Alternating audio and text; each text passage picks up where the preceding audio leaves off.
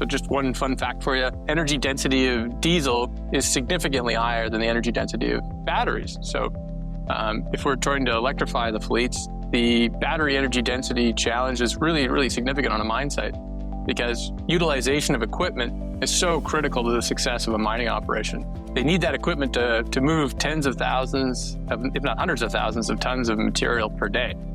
BC's mining and forestry sector supply the materials needed for everything from batteries to construction and export them around the world.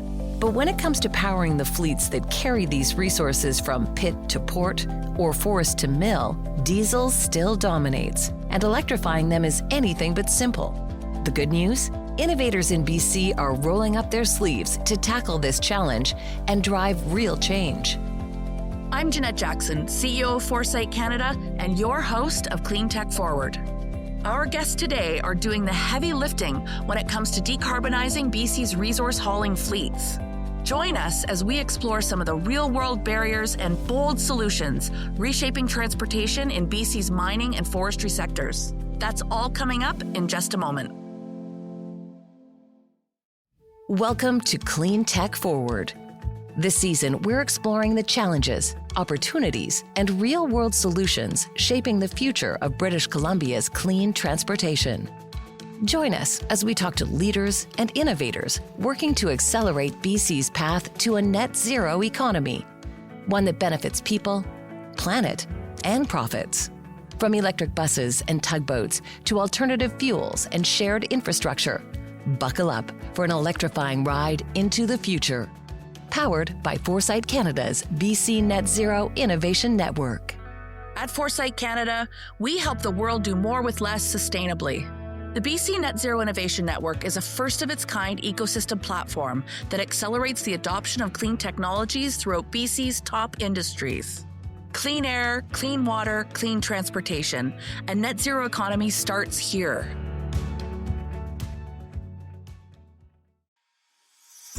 British Columbia's mining sector supplies the minerals that power the clean economy, like the copper, nickel, and silver used in EVs, batteries, and solar panels, to the steel-making coal used in wind turbines. But extracting and transporting these resources takes a large amount of energy, and the shift from diesel-powered fleets and infrastructure to low-carbon solutions can be costly and complex. That's where smart people like Flynn McCarthy come in. Flynn has dedicated his life's work to decarbonizing heavy industries. And as an advisor to the BC Net Zero Innovation Network, he's helping mining companies tackle the tough realities of electrification, one heavy-duty challenge at a time. Really excited about our conversation today. We're talking everything heavy metal, heavy emissions, and the opportunities to decarbonize transportation in BC's mining sector. I'm here with an incredible guest and expert, Flynn McCarthy. Thanks for having me, Jeanette. Yeah, much appreciated. I've been in decarbonization for heavy industry for about 20 years. I started in upstream oil and gas and moved into mining in about 2010, where I was the lead carbon and energy manager for one of the world's largest gold mining companies. And in that, I saw a great opportunity to decarbonize mining. In terms of diesel burn, it's pretty significant, as we all know. Lots of heavy haul trucks that need to move millions of tons of ore and waste to be able to make gold or other types of precious metals and non-precious metals to bring to market. And since then, I've developed a consultancy around that. So I lead consultancy, Sustainably Consulting, where we focus on helping mining companies to basically set those greenhouse gas reduction targets and then find meaningful pathways to get there. I love that. So, when you first started to see the opportunities around sustainability in mining, was there a personal motivation or something that really triggered that sort of transition for you? I mean, I've always been focused on greenhouse gas reduction, just considering the climate. That's why I started in oil and gas. They had the largest emissions. But yeah, seeing the sort of interest from the mining companies, and really, the mining companies have taken a much more aggressive approach to greenhouse gas reduction. They really are digging in. They're putting their money where their mouth is, too. We're seeing quite a big sort of commitments from the industry, as well as they're taking on some really big, tough challenges to transition their industry, which is actually much harder than other industries to transition. Yeah, absolutely. Well, we've been doing quite a bit of work on the BC Net Zero Innovation Network mining cluster, which is all about decarbonizing the mining sector. Let's sort of dig in to help the audience a little bit understand more about what the challenges are, starting with why decarbonizing mobile equipment in BC's mining sector is such a critical component of meeting climate goals. The group that we have includes all the mining companies in BC, and we've been able to sort of bring that to the table to say, okay, well, what can we really do for the mobile fleet? There's some pretty big energy use in that fleet. It's massive. It's almost more than all of the cars in BC in terms of amount of horsepower that's used in those fleets, and they work 24/7, 365. That's the way we've been mining for a very long time now. So trying to think about a different way to run that mobile fleet and all of those different pieces of equipment has been a bit of a daunting challenge, just because it's very ingrained. There's just not really, it hasn't been challenged. The diesel supremacy has been there for a while now. And it's easy for people to keep doing the same thing, right? Change is hard. Change management is a big piece of it. I think spend more time on the change management piece than actually the introduction of new technologies, because there's so many great solutions available, right? Yeah. Yeah, the risks are high, and the risks in the ore body are high. So traditionally, miners have been very conservative in that regard. They don't want to change too much of the way they mine, because there's so many risks not knowing if there's actual metal in the ground. So they reduce the risk when it comes to operations. Change is never easy, but operators in BC's mining industry are embracing some cleaner alternatives, such as electric vehicles and lower carbon fuels. Still, electrifying whole mobile fleets presents real physical challenges, from remote site locations with extreme weather to limited on-site power and charging infrastructure. These are exactly the kinds of challenges the BC Net Zero Innovation Network is tackling head-on by bringing industry and innovators together to overcome barriers and accelerate real-world solutions. BC has a lot of supply, but we don't have transmission lines to every mining operation. They're in fairly remote locations. So that's the macro level. And then on the micro level, it's really how do those pieces of equipment integrate into the site operations? So just one fun fact for you, energy density of diesel is significantly higher than the energy density of batteries. So if we're trying to electrify the fleets, the battery energy density challenge is really, really significant on a mine site, because utilization of equipment is so critical to the success of a mining operation. They need that equipment to move tens of thousands, if not hundreds of thousands of tons of material per day. So in order to achieve that energy density has to be there. So they have to essentially figure out ways to charge, in every potential possible way, even dynamically when they're actually on the move. Setting up a mine site has to be different too. It isn't the same as a traditional diesel mine site, because we don't fuel every shift. We fuel maybe every 15 minutes with those haul trucks, or maybe even every load in and out of the pit. So that's the sort of micro level challenges is sort of what do those charging infrastructure look like? How do those pieces of equipment interact with the charging infrastructure? How do when do the drivers take their breaks and things like that to ensure that we're optimizing charge times and things like that. So yeah, there's quite a few. So it's really an operational overhaul, reimagining the flow of all the people and supports and processes, leveraging these new technologies and solutions. Yeah. And also we're dealing with remote mining operations in the north. So there's 60 feet of snow sometimes that we've got to deal with. So trying to figure out how to, get that charging system so that it doesn't matter if there's 60 feet of snow. You don't have to have somebody, hand digging the charging station out every 2 hours to make sure that it's available. In some ways, it's looking at a whole different mix of technologies that you don't traditionally think of to move your materials. And that can be also, you get all these different handling stations, and you're adding complexity every time you add a new system. It's no longer just one truck from the pit to the mill. You're adding a whole bunch of new pieces to it. So far, what we've done is we've actually started with some of the ancillary stuff. So things like the boom trucks and the trucks that take basically they don't need to be working 24/7, 365. We started there, the scoops and the shovels and the drills. Those can all be electrified fairly, I wouldn't say easily. There's still challenges with snow and trailing cables and things like that. But for the most part, those are where we're starting, is trying to get a handle on that, trying to understand even just personnel carriers, the little pickup trucks that run around the site, trying to make sure that the operators and the foremen are charging them up so that the next shift doesn't have a low battery. There's actually logistical challenges there too. Like every transportation sector making an effort to decarbonize, heavy hauling has its unique challenges. But it also has some promising solutions taking shape right here in BC. Flynn gets to see firsthand what the mining industry is adopting, what's working, and what's helping the sector move forward. Right now, battery electric vehicles, or BEVs, are leading the charge. So most of the focus currently is on the BEV side. So there's some big name companies that have attempted hydrogen. I believe it was, Fortescue had a focus on hydrogen just 2 years ago. And then we were all surprised to see they switched to BEVs last year during the Mine Expo. So I think that there's been a fairly significant shift. We've had some really good pilots of hydrogen, different operations, and really, trying to process it. It just seemed like hydrogen's always been a little bit behind the BEV sort of production.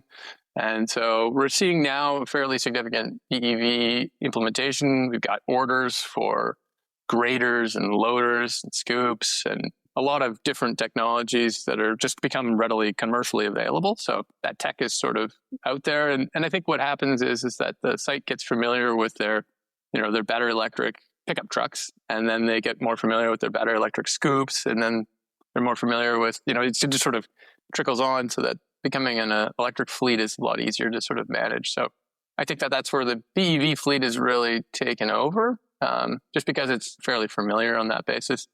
And most of the sites that are large have grid connections, or they'll have a large generation capacity, so that they're fairly familiar with power and power handling, even in the pit operations and things like that. And I guess miners historically have used electricity. That's, the first, the conveyors and the cable cars and the hoists that historically were, back in the 20s and 30s, mining was electric actually. So it even had electric locomotives for underground mining operations way back in the early days. So maybe it's a renaissance of electric, if you will. Electric technology is proving to be an encouraging fit for decarbonizing the mining industry. The good news is, even more heavy-duty electric equipment is becoming commercially available. Fun fact, British Columbia has a rich history of heavy-duty truck manufacturing that goes back to the 1940s. While that legacy slowed in recent decades, we're starting to make a name for ourselves again, this time for cleaner, smarter trucking technology. Next up, we meet Edison Motors, a BC company credited with building Canada's first production electric hybrid truck. So let's dig right in. Introduce yourself and just tell us about Edison Motors and what you're working on there. Well, we're building pretty cool trucks. My name's Eric, CEO, co-founder of Edison.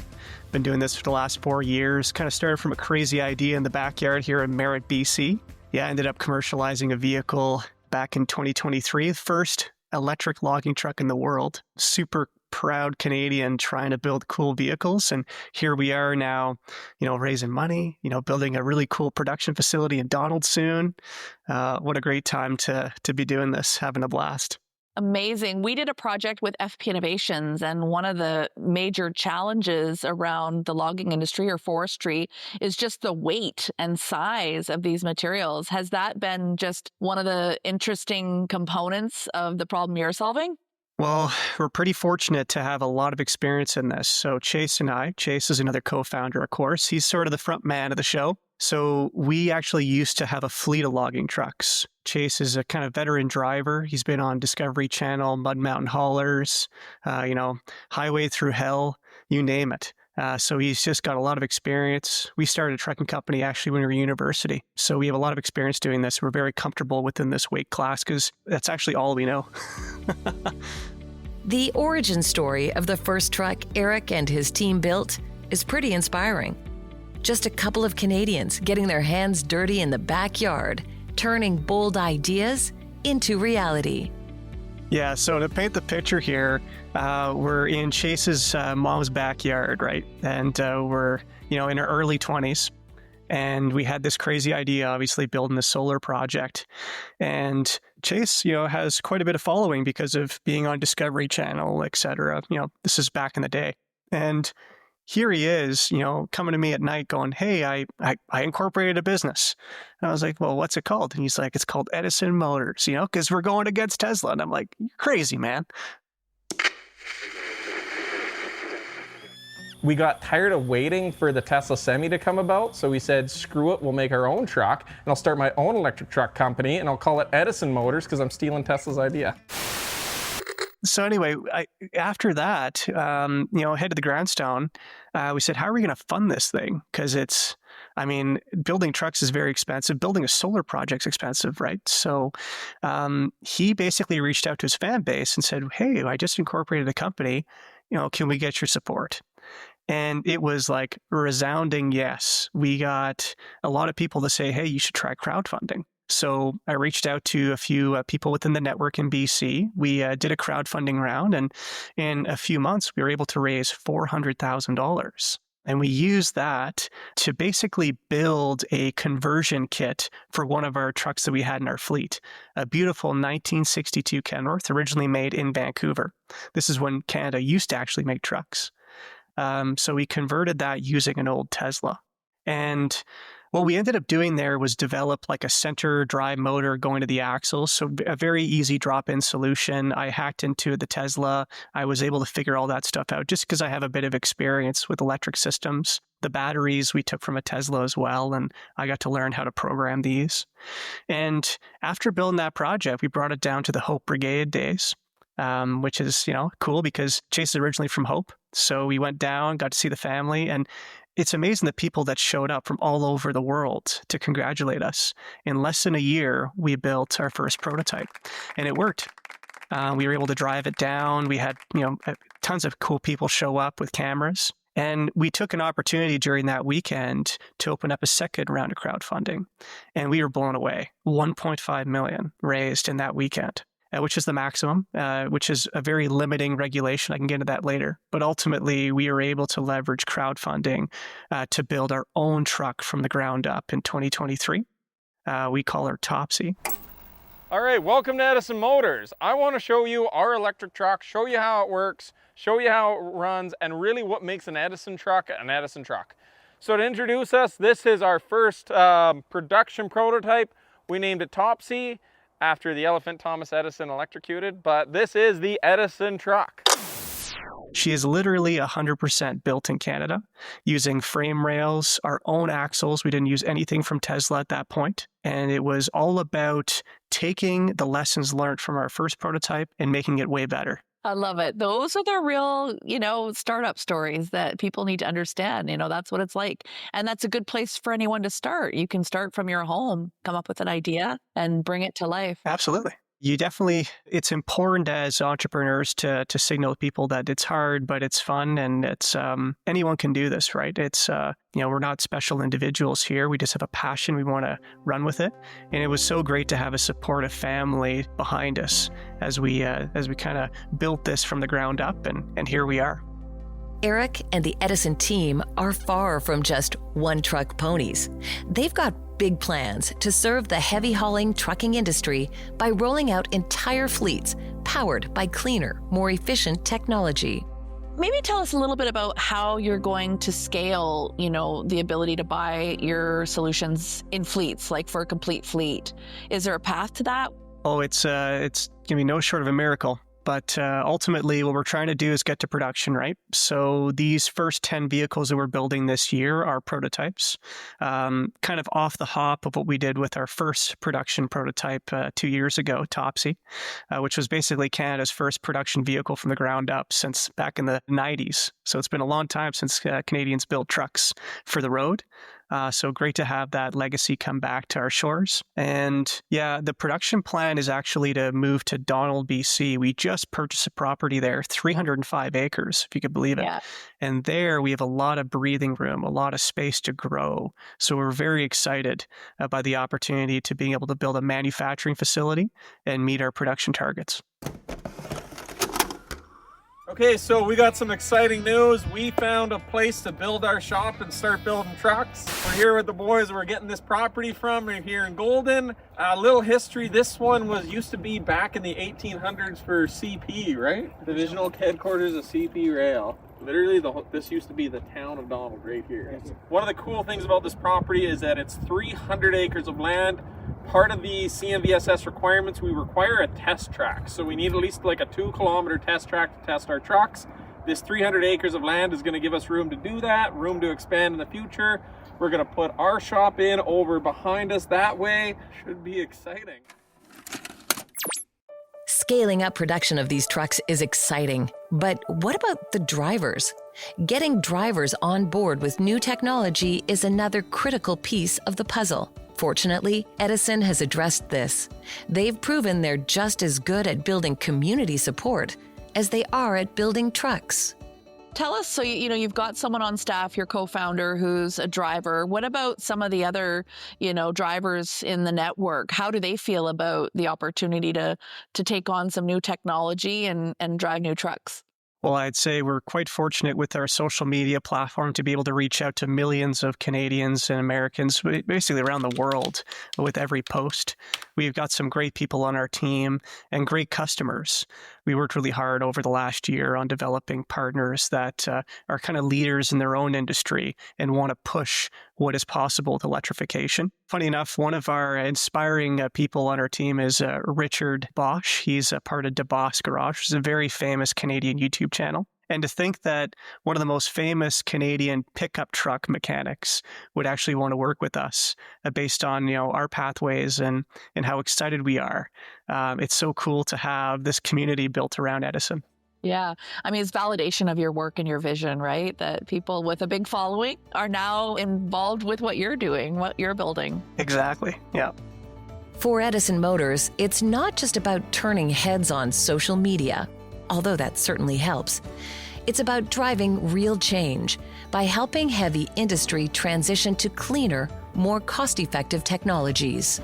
Why is decarbonizing log hauling and smaller moving equipment so critical to meeting climate targets in the space? Well, it's important just from a cost perspective. So when we were running our trucks, it was about $600 a day to fuel, and that was before COVID. So I'm sure it's even got higher because of the carbon taxes and extra costs of fuels imposed. You're talking about some serious dollars, and that's obviously just being burnt up in the atmosphere. So what's really cool about our technology is by utilizing regenerative braking when you're fully loaded, you're using the kinetic energy of the logs to recharge your batteries. And I think that's why logging is the perfect application for electric mobility, just because you're going uphill very slowly, and you're obviously don't have any of the weight of the logs. So it's the perfect application, and we're so pleased to have built the first, and now we're actually building the second for Tolko, which is one of the largest logging outfitters in BC. What are some of the biggest barriers to electrifying fleets like long log, wagon logger, and bucket trucks? Well, I'd say the first technological hurdle was just the amount of power that you need to move that kind of weight. So we really tried to develop a truck platform that was based around trains. So as soon as you kind of appreciate the train locomotive power and torque that's available, implementing that in a truck was actually a lot easier for us to understand and obviously get our whole engineering team to appreciate, because a lot of these parts are already readily available. And secondly, it's the charging infrastructure. So for us to have this mindset of building hybrid as the priority really gave us the opportunity to ensure that no customer would have to rely on infrastructure that wasn't available. And obviously, all good intentions, we are trying to develop a fully electric platform. But ultimately, there's no charging infrastructure out there yet. So at least we have a diesel generator for now. And in due time, we just replace that engine with batteries, right? So that makes sense. You're taking almost off-the-shelf pieces and combining them in a unique way to come up with basically a decarbonized vehicle platform. Yeah, I mean, ultimately, we're just a bunch of loggers. So, I have a bit of a technical background in solar installation, which is a great thing because I understood batteries. But ultimately, we're just regular Joes trying to build a great product because we love the industry and we love the folks that work in it. That's amazing. When you think about your approach with, a hybrid model, do you have a perspective on, other clean technology applications that make sense, battery electric, hydrogen, et cetera? Well, I think we're doing the hybrid system because it's just far more efficient. We understand the system quite well. The engine that we selected is actually a European engine supplier named Scania, and they have a really robust technology that we can leverage. Generators are just so much more efficient than mechanical drive systems, right? You're not, soot loading. You're not, losing your torque as you're just shifting through the gears. Electric torque is just flat curved all the way up. It's unbelievable how efficient electric systems are. So by using a generator, I think that'll be a great pathway and it'll last for years and years to come.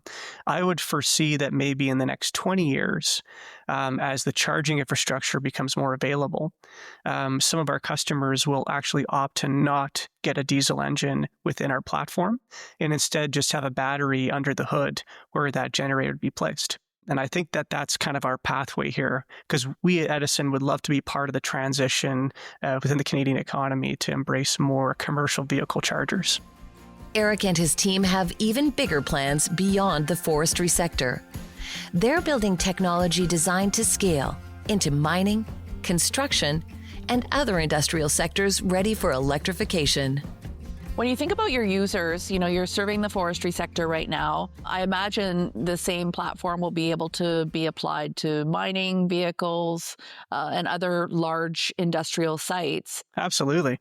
Well, that's my background, right? So I wanted to make a versatile platform, a truck that really is a power plant on wheels. And yeah, you're right. Mining has actually been another critical focus of ours just because it's such a big part of our economy in British Columbia, and I'm a proud British Columbian. So I want to make sure that some of our largest tax generators, which is the mining industry, can access this great technology because of the amount of truly the fuel that they save is like unbelievable, especially for some of these applications like Highland Valley Copper right down the road from us. And beyond this too, we want to really focus on construction. Concrete mixers would be just the perfect application for this. Any type of city utility, heck, you have a garbage truck is a good example. And beyond this, forestry is being sort of the catalyst of all this and, being a great application. I think it lends to so many industries within that kind of commercial vehicle class, right? Which includes class 5, 6, 7, 8. 8 being the big heavy duty trucks, right? With a 37-ton upwards in terms of weight ability. For electric trucking solutions to work for mining and forestry, the charging infrastructure needs to reach even the most remote, off-grid locations. That's where microgrids come in. And Flynn has seen some promising examples in other countries that could help shape solutions here in Canada. So we've talked about the solutions that are available, but there's also a reality that often these mines are in remote areas and might not be connected to the right infrastructure for clean energy and such. Do you want to share a little bit about what that currently looks like, and then we'll get into some solutions? Well, the remote operations do present a new challenge, although Australia, is a great example of how to make that work. We're seeing incredible uptake of renewable solar, wind, battery storage configurations at massive kind of scale. More than 60 to 100 megawatts is not out of the question. So, kind of really meeting almost of 70% of the site energy load in some cases. So that really, it means that we can electrify material handling, haul trucks or whatever way you want to move your material, even in off-grid situations, which is great. And also a fairly low carbon, so much lower carbon than traditional off-grid mining operations. So maybe it doesn't work as well in the northern Canadian context. We've got some good examples of some wind turbines and some solar arrays in the north, but those have seasonal variable kind of. It's not like Australia where you get really good solar radiation.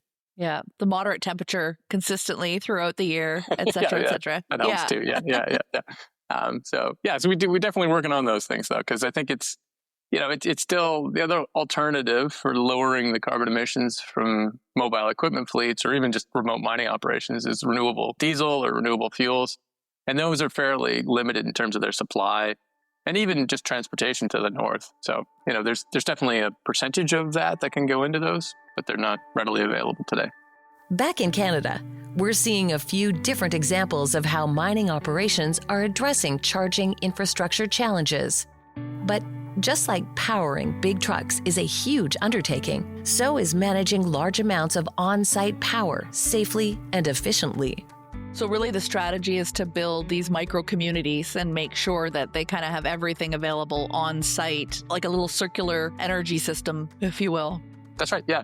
These kind of, and really thinking about all kinds of different options about load shedding, as well as different technologies to generate power and store power. We've got examples in Canada's north, in Nunavut, mining companies working with local communities to sort of collectively determine how to make a microgrid that works both for the community and for the mining operation. So there's definitely examples there. I think with the lack of grid supply and transmission capacity, we're going to see mines that are on grid that need more power for electrification starting to generate their own power. And so becoming kind of, I guess, power producers as well as power consumers, and then sort of selling excess back to the grid and sort of like a massive scale, basically home solar sort of setup. So that's an option too. And we're starting to see more interest in that. Currently, there's a lot of mining companies that actually run turbines or generators to generate power, that additional power that they're going to need for those. But when you start looking at electrification, one of the other micro big challenges is that at that sort of operational level is the power peaking. It's a massive problem that it's hard to mitigate because you've got all these trucks driving around and they all need to be charged at different times. And when they all need to be charged at the same time, creates a massive strain on the grid, which is both costly and also technically kind of sometimes not possible. So there will be a need for things like site energy storage to make up be able to make up that surplus when it's needed for that short period of time. So energy storage, I think, is a fairly critical component to that grid as well, that little microgrid. But even like on-site generation and maybe figuring out how to do more automation so that we can start to charge these equipment, during periods where we're generating more renewable power and being able to, and bidirectional charging is also really critical. So the trucks don't necessarily just charge, they also can discharge if the need is there as well, right? So they can actually load manage the site. So we're adding a lot of complexity to a new mine site. If the future of mining and logging transportation is going to be fully electric, leaders like Flynn and Eric are playing a significant role in getting us there. But real change will take more than a few pioneers. It will require collaboration across industry, government, and innovators to accelerate progress together. One of the fundamental hypotheses of the BC Net Zero Innovation Network is that, collaboration is a great way to pool resources to solve bigger problems together, right? Because there is some trial and error. So how can OEMs, utilities, and regulators work together to overcome some of the infrastructure and cost barriers for an accelerated transition? Wow, that's a great question. And one I really do think that is necessary. I mean, you bring up regulations is a really interesting point. Some jurisdictions don't really change the regulations around underground mining ventilation, for example, when it's an electric versus diesel. So they're considered equivalent, which obviously everybody knows that an electric vehicle underground is going to be a lot less, you're going to have a lot less need for ventilation from that. But the regulations are slow to change. So that's one where, we could definitely work more hand in hand with the regulators to determine, can we change that to ensure that underground electric fleets do get the benefit of not needing that much ventilation and therefore, turning the economics even more favorable towards the BEVs. As we've seen with the BC Net Zero Innovation Network, it's really helped unpack questions that are germane to everybody in the group. And there's no real competitive advantage. And answering those questions collectively is a lot more economical. And actually, you can probably get a lot better answers too when you put everybody's sort of concerns in and analyze and do studies on the basis of that. So I see that as really effective and has been for the last couple of years. We've been leading the group. It's been a lot of great input from the miners on here's what we need. Here's why we are struggling with it. Can you help us understand that collectively? And the answers working with OEMs. I mean, the OEM side of things is pretty good. They're very secretive on the mine electrification OEM side. There's not as much openness as historically we've seen. So I'd like to see a bit more collaboration on that basis. Tesla ramped up infrastructure very quickly for charging their vehicles. They ended up selling a lot more vehicles. But then, of course, everyone's using a different hook, like the iPhone versus the Samsung. It's like, how do you actually plug into this thing? So some standardization, right? And then you can share infrastructure. But you need the people at the table to have those discussions. And I agree a bit, our philosophy around Canada's competitiveness in these sectors is let's work together and then export all these solutions globally, as opposed to competing amongst ourselves. And I do see, the Australian mining cluster working really well together towards electrification. I think, it's both OEMs, it's technology experts, it's mining companies sort of pooling resources to say, let's figure this out. What role does government or public funding play in helping, mining companies through this transitionary period? There's a saying in the industry, which is, we're going to be fast followers. In order for that to happen, there needs to be a fairly good impetus for that first mover to move. And they're not going to volunteer that if it doesn't have a very significant cost benefit to them. There's a need for that stimulus to start that process and get that ball rolling. Even a need to stimulate the conversation to get the group to start working together on it. I'd say that the reason Canada has been as progressive as it has been with a lot of technology development and trials and different mining operations across Canada is because there's healthy incentives there to de-risk those projects. The first trial I was involved with in electric vehicles underground and mining operation was in 2011. And that was, sponsored and funded by various government agencies. So, was that here or Sudbury? In Ontario, actually in Red Lake, Ontario. The operators loved it. They thought, wow, this is great. I don't have to sit in a diesel exhaust envelope on my way up the ramp. And it's quiet and it's not as hot. So there was a lot of benefits to it. And it was a very significant no-brainer when we started doing that. So. Yeah. I think, I really like that you've leaned in on that first mover piece, right? Lead or follow. So let's lean in and also make sure that there's that supporting infrastructure and narrative for the Canadian companies supplying solutions for this pathway, that they can tell those stories and help them drive their own growth and export development as well when it comes to innovation and new products and services. There's still work to do when it comes to scaling the technology. But Eric and the team at Edison Motors are charging forward. And thanks to Canada's supportive Cleantech ecosystem, they've had the backing to turn bold ideas into real progress on the road. In your experience with your program and work so far, how can OEMs, utilities, and regulators work together to better support innovators like you? The industry has a long way to go. And I hope that we can kind of be a good kick in the butt because ultimately the platform we're building was built by a bunch of kids in a backyard in BC. So I hope that we can really be a way to turbocharge the industry. And in terms of regulation, I think that the platform we're developing is very drop-in terms of being able to still, pay for road taxes via the purchase of fuels. I think that we're going to be really well embraced by industry partners in that regard, and especially government. And I got to say, it's great to be a Canadian because the pathways to actually getting our vehicle on-road certified and legal has been actually really great. We've had phenomenal support there. So great partners all around from Ottawa and BC helping us to commercialize this product for the masses.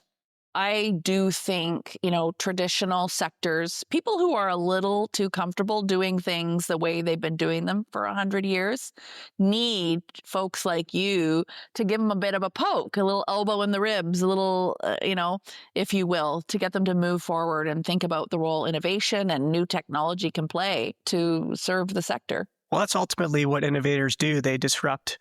So, that's what Edison's doing from day one is we're, building a compelling product. It's our dream truck, which is fantastic because we got so much experience already operating a fleet of trucks. We know how to fix them. We know what parts we want to use because we trust them. And what's great is our approach has been quite interesting. instead of having an army of engineers and a boatload of money to spend on custom parts, our pathway has been kind of forced to use off-the-shelf parts to really reduce the cost. But therefore, our customers get to enjoy these parts too and have easy access to them. We're in Merritt, BC. We're not close to any major part distribution hub. So for us to pull this off means that we're only going to have a more supportive end user.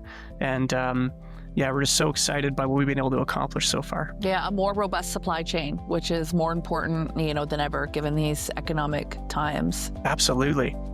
Thank you to Flynn McCarthy, our mining industry advisor with the BC Net Zero Innovation Network, and Eric Little from Edison Motors for joining us today, sharing their visions and, most importantly, for their commitment to cleaning up Canada's heavy hauling sectors. As an entrepreneur, I am so inspired by Eric's story. I mean, it's obvious what it takes as innovators to be bold and ambitious, to push traditional sectors and people that are a little too comfortable making our vehicles the way they are to do things differently.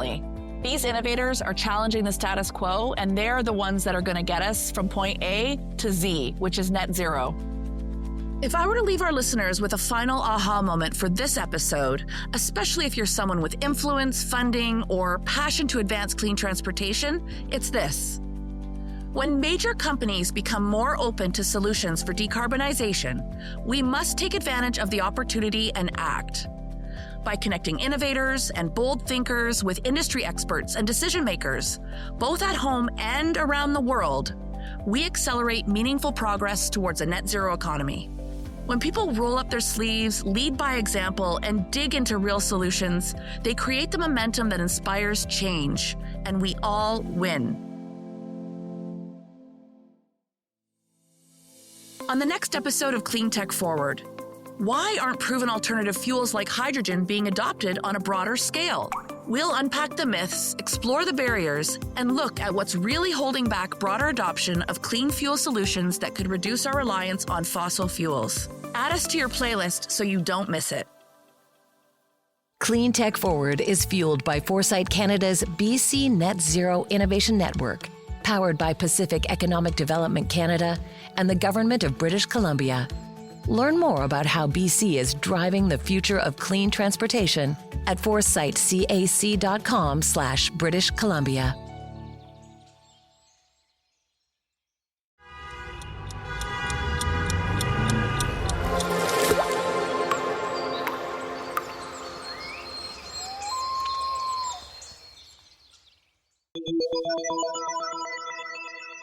Cleantech Forward is an Everything Podcasts production, hosted by Jeanette Jackson and narrated by me, Tamara Stanners.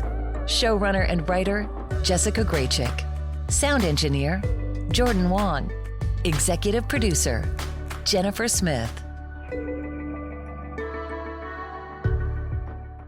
Another Everything Podcast production.